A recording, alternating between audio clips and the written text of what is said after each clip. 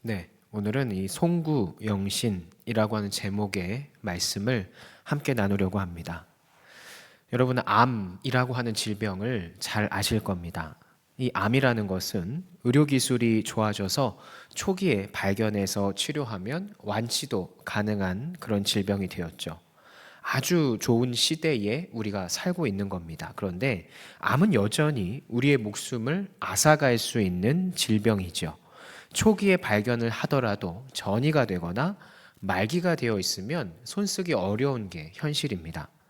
우리나라에서 이 한 해에 암에 걸리는 그 인원이 얼마나 될까요? 1,000명? 뭐 10,000명? 통계에 따르면 매년 한 2, 30만 명 이상이 암에 걸린다고 합니다. 그러니까 절대 적은 숫자가 아니죠. 그러니까 우리 주변에서 심심치 않게 볼 수도 있죠. 그래서 여러분, 이 암이란 질병은 잘못된 식습관이나 이 생활 습관으로 인해서 발생한다라고 많이 알려져 있습니다. 그러니까 짠 음식, 뭐 뜨거운 음식, 이런 자극적인 음식의 그 섭취, 과도한 스트레스, 뭐 피로 누적과 같은 것들은 암의 발생 요인이 되는 겁니다. 그리고 또 한 가지 놀라운 사실은 이 암이 생각보다 많은 비율로 유전적 요인이 있다는 거예요. 간, 유방암 이런 것들은 특히 유전적 요인이 높은 암 중에 하나라고 합니다.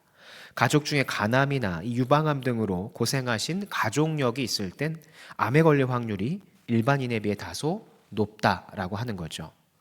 제가 일반대를 졸업을 하고 이 암연구소라는 곳에서 짧게 한 연구원으로 있었습니다. 그때 암에 대해서 공부를 하고 항암제 연구를 제가 주로 했었는데, 이 암이라는 게 처음에는 정말 세포 하나가 비정상이 되면서 시작을 하거든요. 비정상적인 세포가 증식을 하면서 이 암덩어리라고 하는 악성 종양이 되는 거죠. 그리고 이 악성 종양이 다른 조직이나 기관에 전이 되기 시작을 하면 치료가 불가능해질 정도로 퍼지게 되는 거죠. 그렇게 되면 목숨을 잃기도 하는 겁니다. 암세포는 몇 가지 특징을 가지고 있는데 그 중 하나가 무한히 증식한다라는 거예요. 하나님께서 지으신 우리 인간의 몸은 항상 일정한 상태를 유지하려고 하는 항상성이라고 하는 특징이 있습니다. 세포의 수도 마찬가지예요. 성인의 경우에는 60조에서 100조 개 정도의 세포 수를 가지고 있다는데, 그중 그 몸의 그 각 장기는 수백, 수천억 개 정도의 세포로 구성되어 있다라는 거예요. 이 얘기는 수백억 개 이상은 더 이상 증식하지 않는다는 거죠. 여러분, 사람의 몸이라는 게 이렇게 신비한 거예요. 저절로 자신의 몸을 일정한 수준으로 유지하는 장치가 되어 있다라는 거죠. 그런데 암은 이 조절 장치를 무시합니다. 암세포는 무한한 그 증식하는 특성이 있어서 계속 증식을 한다고 그랬죠.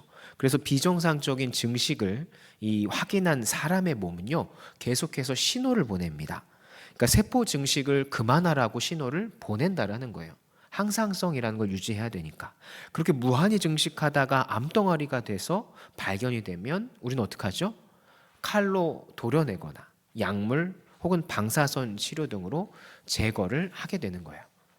오늘 제가 암에 대해서 이렇게 서두에 이야기하는 것은 다 이유가 있습니다. 왜냐?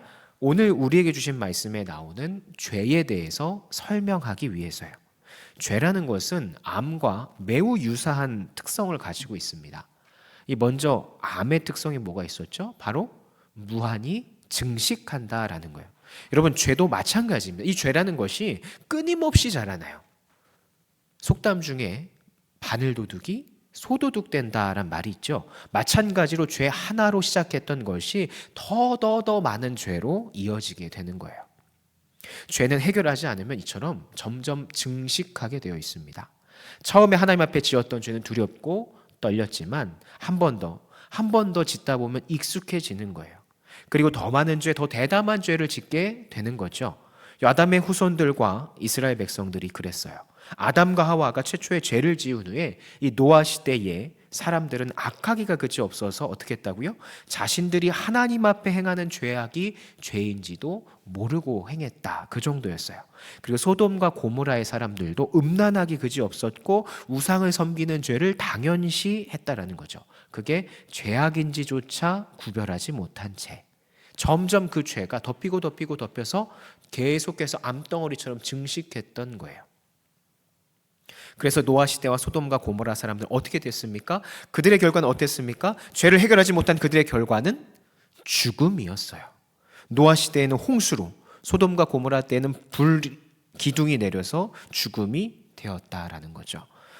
암이 이 처음에는 세포단위 하나로 시작해서 몸 전체를 퍼져나가는 것처럼 오늘날 우리의 죄도 마찬가지입니다.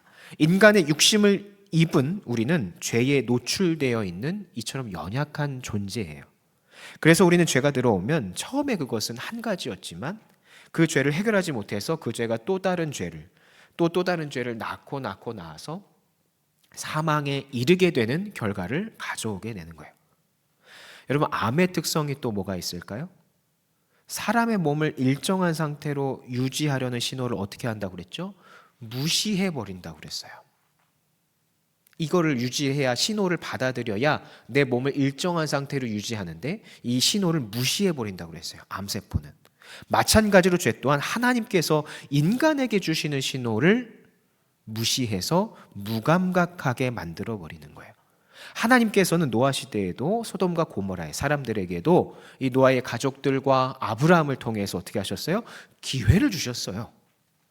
그들의 회개하라는 그 외침에 대해서 당시 그 사람들이 그들의 죄에서 돌이켜 회개했다면, 품에 안겼다면 하나님께서는 분명 그들을 용서하셨을 거예요. 그러나 이미 말기암과 같이 되어버린 그들의 죄는 하나님으로부터 오는 신호들을 무시하게 만들었다는 거죠.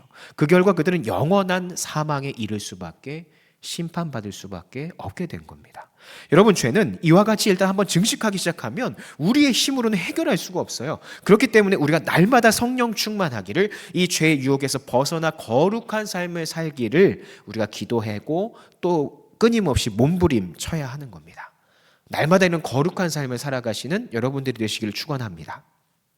그렇다면 우리 힘으로 어찌할 수 없는 이 죄는 왜 해결이 어려운 걸까요?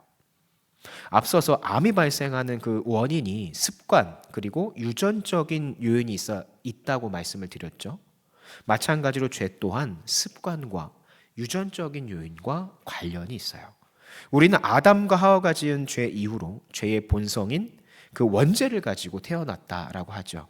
그렇기 때문에 본성적으로 죄를 가까이 하려고 하고 하나님을 멀리 하려고 해서 그 죄의 유혹에 쉽게 넘어가는 그런 본성을 가지고 있단 말이에요.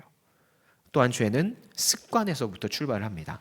처음 거짓말하는 건 어렵지 않죠. 처음 작다고 생각하는 그 죄를 짓는 것은 어렵지 않죠. 그런데 그것이 여러 번 반복되게 되면 어떻게 되죠? 그 죄책감이 없어지게 되고 습관화가 되고 합리화를 하기 시작합니다. 이 정도 괜찮지, 아무 일도 일어나지 않잖아, 이거는 하나님도 허락하시는 걸 거야 라고 내 나름대로 합리화하고 그것에 익숙해져 버리는 거예요. 그리스도인으로서 예배를 목숨과 같이 여겨야 함에도, 하나님을 사랑하고 아버지의 말씀을 따라하는 것이 정석임에도 우리의 자신을 더 우선시하는, 내가 한 것이 틀리지 않았다라고 합리화하는 그 죄를 범하는 것을 서슴지 않는 그런 반복적인 습관이 몸에 배게 되어 있다는 거죠. 죄를 처음 지을 때는 하나님께서 주신 양심을 통해서 처음에는 우리에게 찔림이 있지만 이 죄가 여러 번 반복되어 습관이 되어버리면 어떻게 되죠? 더 이상 죄책감이 느껴지지 않거나 느껴져도 그 죄를 끊기 어려워지는 거예요. 죄는 이 암과 같이 죄된 본성을 가진 것 때문에, 그리고 하나님보다 다른 것을 더 사랑하는 습관들 때문에 우리 힘으로는 이기기 힘든 거예요. 그렇기 때문에 우리는 하나님의 은혜를 더 갈구해야 하는 겁니다. 왜냐하면 하나님만이 이 죄의 문제를 해결하실 수 있기 때문에. 어떻게 해결하실 수 있어요? 바로 십자가의 예수 그리스도를 믿는 믿음으로 해결하실 수 있게 되었다라는 것. 예수께서 우리 죄를 지시고 대신 십자가에 못 박히셨기 때문에 우리의 죄가 해결될 수 있는 길이 열린 것이고, 예수께서 그 십자가에 다시 살아나셨기 때문에 우리가 사망에서 건진받을 수 있게 된 겁니다. 이 사실을 믿으시고 매일매일 죄의 사슬이 끊기기를 기도하시는 여러분들이 되시기를 축원합니다. 죄의 본성을 가지고 있는 우리는 이 문제 때문에 평생 동안 사실 십자가를 의지해야 돼요. 사도 바울은 로마서 6장 6절에 이렇게 말합니다. 우리가 알거니와 우리의 옛사람이 예수와 함께 십자가에 못 박힌 것은 죄의 몸이 죽어 다시는 우리가 죄에서 종노릇하지 않게 아니하려 함이니. 죄에 있어서 십자가를 의지한다는 것이 바로 이 말씀에 있는 거예요. 죄된 본성에 살고 있는 우리의 그 옛사람을 어떻게 한다고요? 십자가에 못 박는다라고 하는 겁니다. 여러분이 걸치고 있던 옷을 벗어서 어딘가에 못을 박아버린다면 그 옷이 나를 따라올 수 있습니까? 못 따라오죠. 십자가에 못을 박았기 때문에 그 옷은 내가 거길 벗어나도 따라올 수 없는 거예요. 이와 같이 죄에 대해서 십자가를 의지한다는 건 뭐냐? 예수께서 우리의 죄를 대신해 십자가에 못 박히셨듯이 우리도 우리의 죄를 십자가에 못 박고 그 죄가 더 이상 나를 틈타지 못하게 따라오지 못하게 만들어야 한다는 것을 뜻하는 거예요. 즉 우리의 옛사람을 확실히 벗어버려야 한다는 거죠. 그 옛사람이 다시는 나를 틈타지 않도록 마치 십자가에 못 박혀 있듯이. 여러분 혹시 여러분에게 안 된다는 것을 알면서도 반복적으로 짓게 되는 죄가 있으세요? 그것은 죄된 본성을 가지고 태어난 인간이기 때문에 당연합니다. 그런데 우리는 이 십자가의 은혜를 믿는 그리스도인이잖아요. 그렇다면 이 사도 바울의 말처럼 예수께서 우리의 죄를 대신해 십자가에 못 박히셨듯이 우리의 죄 또한 십자가에 못 박아야, 최소한 못 박으려고 몸부림을 치는 정도는 할 수 있어야 된다는 거죠. 이걸 위해 십자가의 은혜를 구하는 기도를 하는 것은 당연한 것이고 우리의 죄의 문제가 해결되기를 기도해야 하는 것은 물론이고 동시에 우리가 매일같이 반복적으로 짓는 이 죄악들, 하나님보다 더 사랑하는 것들, 내가 끊어내지 못하는 것들을 거기에서 벗어나려고 우리가 몸부림을 쳐야 된다는 거예요. 실제 행동, 실제 순종을 통해서. 그래야 이 십자가에 못 박힌 옷이 끌려오지 않듯이 그 죄가 우리를 틈타지 못하게 된다는 거예요. 이를 위해서 날마다 기도하시고 직접적으로 행동하시고 결단하시기를 축원합니다. 여러분 우리가 행동으로 노력하지 않으면 그 죄는 평생 나를 따라다니게 되어 있어요. 여러분 죄가 있는 곳이 있다면 그곳을 피하시기 바랍니다. 그곳에서 벗어나시기 바랍니다. 우리는 죄를 이길 스스로의 능력이 없습니다. 오직 예수 그리스도의 그 은혜, 십자가의 은혜를 우리가 구하며 나아갈 때 그 죄에 대해서 승리하고 벗어날 수 있는 것이지 우리의 의지로 우리의 생각대로 그것을 이겨낼 수 없다고요. 사도 바울은 또 이렇게 말합니다. 로마서 6장 10절에 그가 죽으심은 죄에 대하여 단번에 죽으심이요 그가 살아계심은 하나님께 대하여 살아계심이니 이와 같이 너희도 너희 자신을 죄에 대하여는 죽은 자요 그리스도 예수 안에서 하나님께 대하여는 살아있는 자로 여길지어다. 그가 죽으심은 죄에 대해서 어떻게? 단번에 죽으심이요. 여러분 우리의 죄를 십자가에 못 박는 것은 또한 우리가 죄에 대해서 죽어야 한다는 것을 뜻합니다. 우리의 옛사람은 죄에 대해서 살아있었어요. 하나님보다 더 사랑하는 것을 늘 갈구하고 그것을 더 가까이 하고 쫓아가려고 하고 하나님을 멀리하려고 했다라는 거죠. 죄에 대해서 살아있었다라는 거. 이와 같이 살아있다는 건 뭘 뜻하죠? 살아있는 생명체는 어떤 자극이 주어지면 반응을 하게 되어 있어요. 콕콕콕 찌르든지 뭐 먹이를 주든지 좋은 걸 주든 나쁜 걸 주든 반응을 하게 되어 있다고요. 살아있는 건. 즉 우리의 옛사람은 죄의 유혹이라는 그 자극이 주어지면 반응을 해서 죄를 결국 지을 수밖에 없었단 말인 거죠. 그런데 십자가, 그 예수 그리스도를 믿는 그리스도인은 더 이상 어떻다고요? 옛사람에서 벗어났다라는 거예요. 새 사람이 되었다는 거예요. 그리고 이 새 사람은 죄에 대해서 죽은 사람이라는 겁니다. 여러분, 죽은 사람은 쿡 찌르면 어떻습니까? 반응이 있어요? 없죠. 마찬가지로 예수 그리스도를 믿는 그리스도인은 죄의 유혹에 있어서 반응이 없는 사람이어야 한다라는 거예요. 죄를 짓게 하는 죄의 유혹이 와도 아무 반응이 없는 상태에 이르기까지 우리의 신앙의 정도가 성장해야 한다라는 걸 뜻하는 거죠. 어떻게?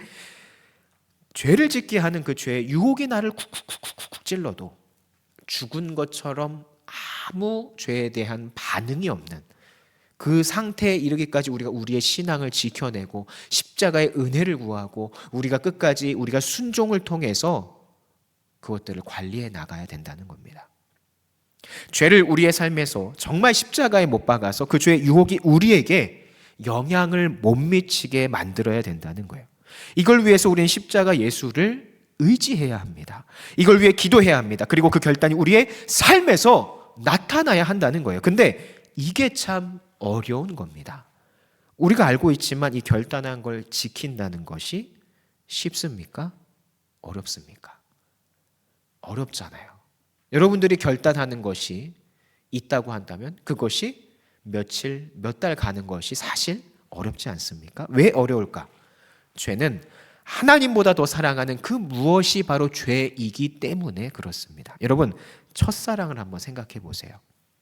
막 매일매일 잠 못 들 정도로 설레었던 그 밤, 그 기간들, 푹 빠져있던 때, 그 첫사랑을 위해서라면 내 삶의 모든 걸 바치고 뭐든 내어줄 수만 있을 것 같은 그때, 죄는 첫사랑의 정도와 같은 거예요. 다만 그 대상이 하나님이 아닌 죄인 것 뿐인 겁니다. 그렇기 때문에 죄에 대해서 십자가에 못 박듯이 내게 아무런 영향을 못 미치게 한다는 건 어려운 겁니다. 그 가슴 설레고 두근거리고 기대하는 하나님이 아니라 뭐에 대해서? 죄에 대해서. 그 죄가 얼마나 달콤해요. 그 얼마나 즐겁고 쾌락적이에요.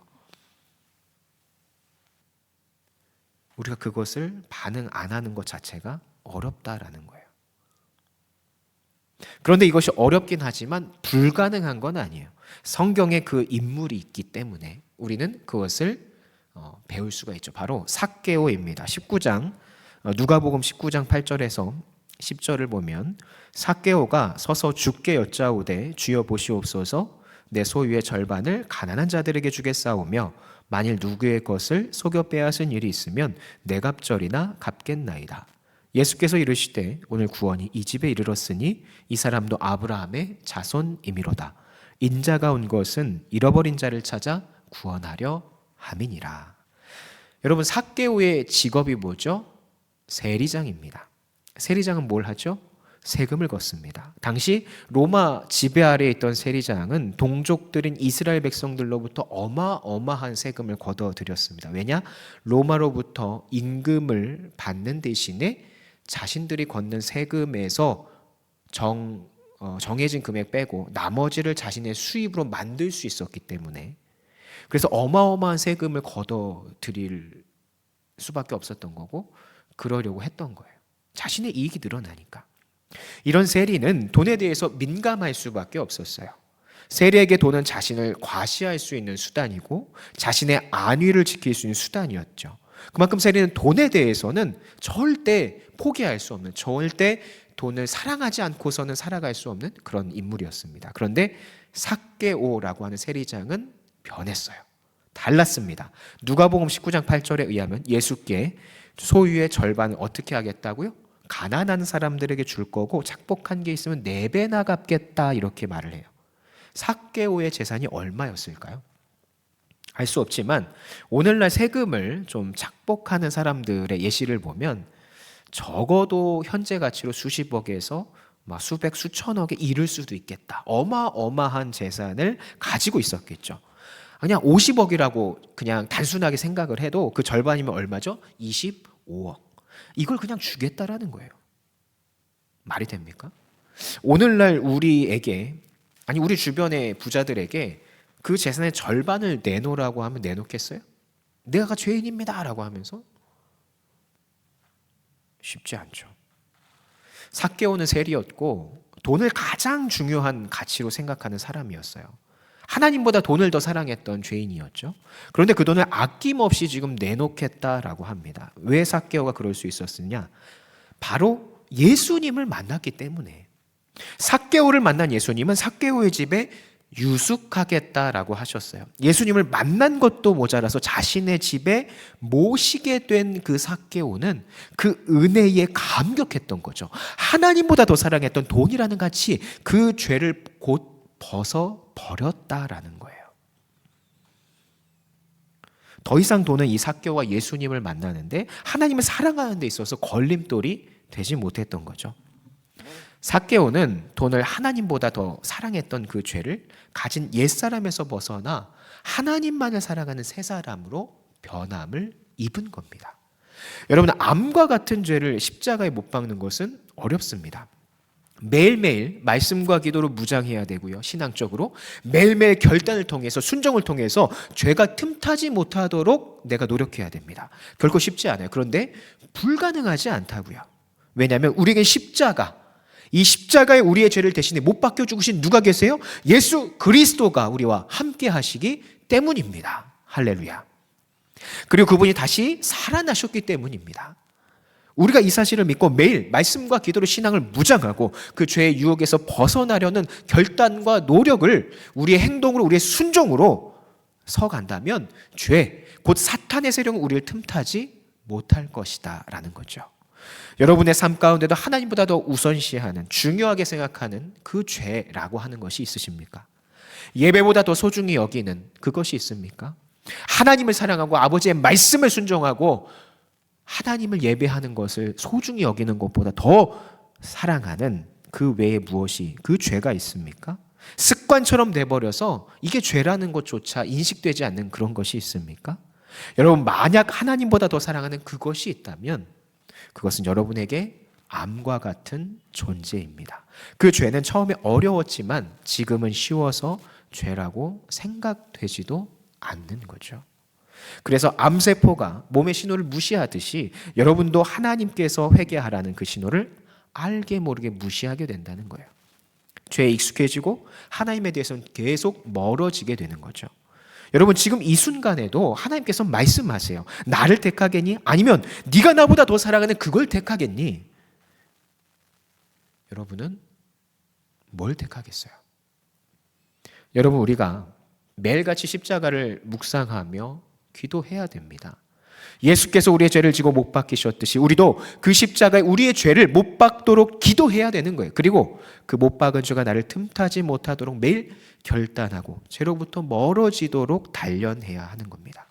그래서 점점 내가 하나님보다 더 사랑했던 것이 더 이상 사랑스럽지 않게 되고 중요하지 않게 여겨지고 오직 예수 그리스도만이, 하나님 아버지만이 내 삶의 모든 사랑의 시작이자 끝이, 이유가 되어야 한다는 거예요. 여러분, 우리가 옛사람을 완전히 벗어버릴 때 우리는 사도 바울의 말처럼 하나님께 대하여 살아있을 수 있는 존재가 되는 겁니다. 새로운 새 사람이 되는 거죠. 오늘 말씀과 같이 우리의 죄를 십자가에 못 박고 단번에 죽은 상태로서의 사람이 되어야 하나님께 대하여 살아있을 수 있는 거예요. 하나님이 우리에게 보내시는 그 신호를 받아들일 수 있고 깨달을 수 있고 그에 맞추어서 우리가 순종하는 삶을 살아갈 수 있다는 거예요. 반대로 우리가 이 죄의 문제를 철저하게 십자가에 못 박아 옛사람을 벗지 못하면 우리는 하나님께 대하여 안타깝지만 죽은 자들일 수밖에 없는 거예요. 하나님께 대하여 살아있지 못하면 어떤 자들입니까? 죽은 자들이죠. 노아의 홍수 때 노아의 배에 타지 않은 사람들, 소돔과 고모라의 시대에 온갖 악행을 행하던 사람들. 그렇기 때문에 우리는 더더욱 이 죄를 하나님보다 더 사랑하는 그것을 십자가에 못 박아야 되는 거예요. 새 사람이 되어야 하는 겁니다. 그것이 더 이상 나를 따라오지 못하도록 그래서 매일 신앙으로 무장하고 그것을 십자가에 못 박아 더 이상 나를 틈타지 못하게 하려는 순종과 결단을 해나가는 신앙의 정도를 우리가 훈련해 가야 되는 겁니다. 하나님만을 사랑하기 위해서 매일 십자가에 우리 자신의 죄를 받고 하나님께 대하여 살아있는 참된 그리스도인들이 되시기를 예수님의 이름으로 축원합니다. 오늘의 말씀의 제목이 송구 영신이죠. 오래된 것은 보내고 새로운 것을 받아들인다. 이것을 오늘의 말씀에 비춰서 다시 해석하면 해묵은 우리의 죄된 것들은 벗어버리고 저 십자가에 못 박아버리고 하나님만을 사랑하고자 하는 그런 새로운 신앙을 우리가 이 새해에는 입을 수 있는 그런 준비를 하시는 우리 성도님들이 되시기를 주님의 이름으로 축원합니다. 기도합니다.